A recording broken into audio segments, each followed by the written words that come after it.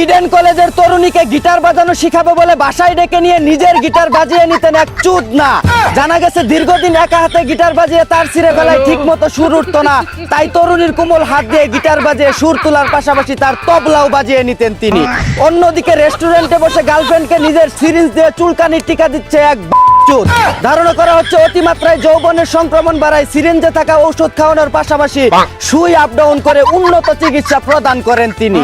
এদিকে সুইমিং পুলে লাঙ্গেদের সাথে ঘষাঘষি করে গোসল করছেন লরিন নামের এক রানী। ধারণা করা হচ্ছে তার অথৈ সাগরে সাঁতার কাটতে গিয়ে যেন কেউ ডুবে না যায়, তাই পূর্ব প্রস্তুতি হিসেবে সুইমিং পুলে সাঁতার কাটিয়ে প্রশিক্ষণ দিয়ে নিচ্ছে তাদের। অন্যদিকে এক মাসে 30 দিনের ভিতর 36 দিন জেলের মধ্যে যাওয়া আসা করেন জনপ্রিয় গর্ত শিল্পী নুডুবেল। জানা গেছে জেলখানায় নাকি তার আপন বাড়ি, মাঝে মধ্যে 2-4 দিনের জন্য বাহিরে বেড়াতে এসে অর্থ আত্মসাৎ করে নেশার ঘরে গর্তের সাগরে ডুব দিয়ে আবার জেলে চলে যান তিনি। এদিকে ফরিদপুরে চাচির সুরঙ্গে মনি আনতে গিয়ে গুপ্তধন হারালেন এক চুদনা ভাতিজা।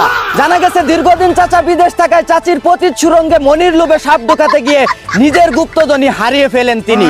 অন্যদিকে স্ত্রীকে বাপের বাড়ি পাঠিয়ে বান্ধবীকে বাসায় ডেকে এনে ওয়ান টেপ খেলছে এক বটলা প্লেয়ার।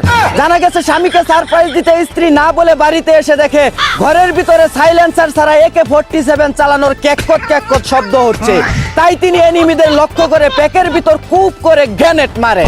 এদিকে বগুড়ার দই দিয়ে হিরো আলমকে মারতে চান রিয়ামনির বড় ভাই।